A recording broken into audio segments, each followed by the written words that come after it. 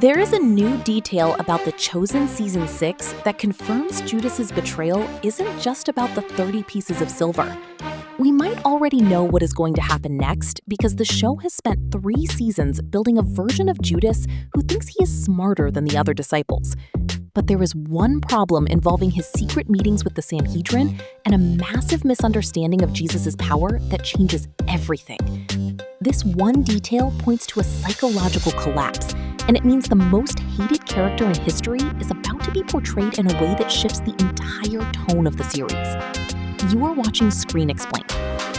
The story moves forward into the final 24 hours of Jesus' life, starting with the immediate aftermath of the Last Supper. Because the show has portrayed Judas as a man obsessed with functional results and a political revolution, his betrayal is actually a calculated risk. Judas has convinced himself that if he puts Jesus in a corner, Jesus will finally be forced to use his divine power to destroy the Romans. This makes the kiss in Gethsemane not just an act of treason, but a desperate attempt to trigger a war that Judas believes Jesus is reluctant to start. Because of this, the arrest in the garden is going to backfire completely. Judas is going to witness Jesus submitting to the temple guards without calling down an army of angels. This will lead to a total breakdown of Judas's internal logic.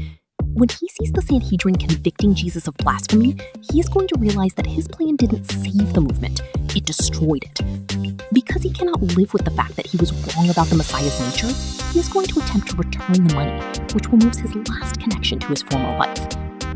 The consequence of this rejection by Caiaphas will lead Judas to total isolation. While the other disciples scatter in fear, Judas will be the only one consumed by a specific type of despair that refuses to wait for the resurrection. This sets up the final descent, where the show will likely revisit the tree imagery introduced in earlier seasons.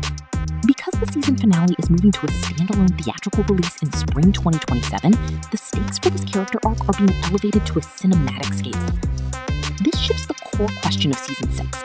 The story is no longer about who betrays Jesus, but about the why behind the betrayal, and the universal human tendency to try and control God's plan.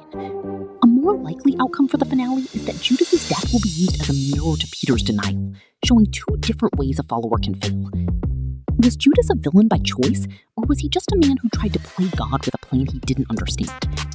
Subscribe to Screen Explain for more.